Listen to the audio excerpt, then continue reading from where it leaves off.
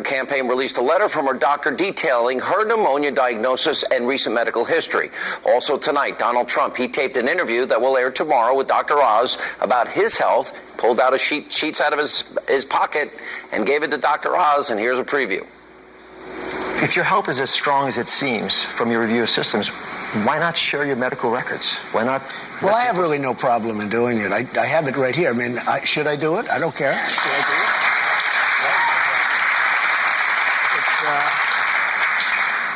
It's two letters. One is the report, and the other is from Lenox Hill Hospital. May I see them? Saying, yeah, sure. So these are the report. Those were all the tests that were just done last week. Apparently, he's healthy as a horse. Here now with reaction from the Fox News Medical Aid team. Dr. Mark Siegel and Dr. David Samadi is with us. All right, here's a problem. You know that there are certain doctors that want patients, and they'll do anything the patient wants, including prescribe drugs that they probably shouldn't give. True or false? Absolutely true. True? I think when it comes to taking care of some of patients at that caliber, and I've taken care of I've taken care of few presidents, and it's very difficult to take care of these celebrity type of patients, and you got to make sure you don't give in to what they are asking. So, right, but there are some that will. You're sure there are some. A good doctor would not. Would not. Okay. Now, we know, according to the White House doctor for the Clintons when they were in the White House, a woman by the name of Dr. Connie Mariano, she's writing in an upcoming memoir that Hillary allowed her staff to think that she had a pulled muscle rather than tell them she had a blood clot when she was the first lady. She assigned a female nurse in civilian attire to accompany her on the campaign trail. Doesn't that sound like if she did it once, why should we trust her now? And by the way, she lies about everything else. I don't know this doctor, and I can tell you that sometimes, Sean, when it comes to diagnosis of DVT, deep venous thrombosis, it's sometimes difficult to diagnose it, and you may actually miss it. So getting a Doppler of the lower extremities is the way to go, because you have pain and swelling. So who knows what she was thinking, whether it was misdiagnosed or the truth is not out there. And to add to that point, though, and to add to your point, Sean, not everybody tells what's actually going on with their health, and they don't always tell it in a timely manner, and we certainly saw that this past weekend with what went on. All right, this is what they're claiming. They're making it sound simple, that she has hyperthyroidism, seasonal allergies, a past history of deep vein thrombosis that we believe really was cerebral venal thrombosis because it was, below the ear, which means it could be a neurological event. She had both. She had deep venous thrombosis in the late 90s, and then again, she had a blood clot on the outside of her brain. And that explains the need for an anticoagulant called Coumadin. For life. For life. For life. And that fall, by the way, that she sustained in 2012 was quite a wallop, and it occurred. Well, it was a wallop that she told the FBI that she couldn't remember being briefed about cybersecurity, which I don't believe either.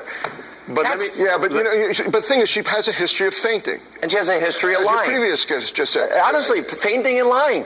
You know, let me just jump in. Sorry. What I would say is that the report that we had in July 2015 on her had some information, but we asked for more information. There's a lot more information here, Sean, as opposed to a year ago. There is a calcium score test. There is a CAT scan of her chest. Do you glean anything from that? Well, yes, I actually learned a lot from this, because right now, if she had pneumonia about a week ago, her O2 saturation, which is 99%, that's good for her. The fact that she has no fever now, her vitals are stable, these are good things. This is bacterial pneumonia. They claim non-contagious, and she's on Levaquin, which is hardly a real severe antibiotic. Let me talk to you about this, because I treat this every day in my office. So what happened was, and David is right, we got more extensive records. It showed that at September 2nd, she had upper respiratory infection, she had some fever, she had some congestion. She was started on one antibiotic. She didn't get entirely better, so at September 9th, Dr. Bartek did a CT scan, which showed a right middle lobe pneumonia, which is a very common place for pneumonia. But at that time,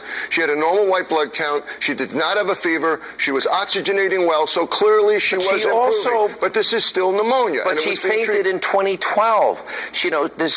They claim the same thing. Why is there this impulse to lie and say, oh, she's dehydrated, oh, she's overheated. They stuck with that as long as the liberal media let her, and even they couldn't buy it after we saw the video. I think the best thing that would have happened is that if 2 weeks ago or a week ago, if we had this report, then I think there wouldn't be a lot of speculations. Because but they didn't want to tell you she had pneumonia. Look, Sean, you either have to go with the pattern of whatever her fall was and think there's some sort of a neurologic issue going on, or this recent event is a real diagnosis. Now, on CAT scan, she's showing that there's a right nodule infiltrate. All right, I got it. So you got She has pneumonia, according to this CAT scan, and I believe she has both things. I think she has a tendency to fall, a tendency to have faints, which is problematic if you're on blood thinners. That's something that has to be watched carefully. Well, it is, because if she starts bleeding, she could have internal bleeding in her brain. Right, and the pneumonia, by the way, and I've been saying this for days, is not something to take lightly. What about right middle lobe pneumonia is something to really be concerned about. It looks like she's getting better. Is there any chance that they are covering up a major neurological issue, which I believe is a possibility? Well, they have a CAT scan from March of 2016 that's not showing a problem. So that's How about the first an MRI? Wouldn't you rather see an MRI to see if there was a TIA, a stroke, or something similar? I'd like to see an MRI. Is there any chance that she, as they had investigated the WikiLeaks emails, revealed that they were looking at drugs that, in part, could be used to treat Parkinson's or other similar diseases? Is there a chance that's real? Look, I don't have that. Why would you be researching those drugs? Yeah, I don't really know that information. I really don't have, so I can't make any comment. But what I would... Do you trust this? I don't trust it. Well, look, we're not examining her, and we don't have her records. That's the whole point. I want to see her records. And by the way, Mark, is bacterial pneumonia non-contagious, as they claim? She's being treated. She's stable. Her vital signs are stable. The best thing that they did was to pull her out of the campaign, let her rest, let her that's get after fluid. she hugged people and shook their hands. Well, but she was on an antibiotic previously for a few days, and the rule of thumb is if you're on an antibiotic for a few days, you're probably not contagious. A few days. It was diagnosed Friday. Maybe she didn't start taking it until Saturday. Well, the previous week she'd been taking it for upper respiratory. The only issue is that they have to be really careful, and I'm sure they know this, but they have to have a medical team around her, because then if it happens again, this would be a big problem for her. But obviously she's recovered well. A lot of information, Sean, has come from last year to this year. This letter is a lot more impressive than when I read this, because if it's true. Well, look, you know, I don't know this doctor. I believe the letter's true. I think it's more information than we have. But as you said before, we still don't have enough information about neurological issues. Tom Brokaw's right then. She should have a full neurological markup and show the MRIs to the public. All right, guys, thanks so much for joining us. And coming up, Donald Trump is surging in the polls. His campaign manager, Kellyanne Conway, she'll join us next with Reaction, also later tonight.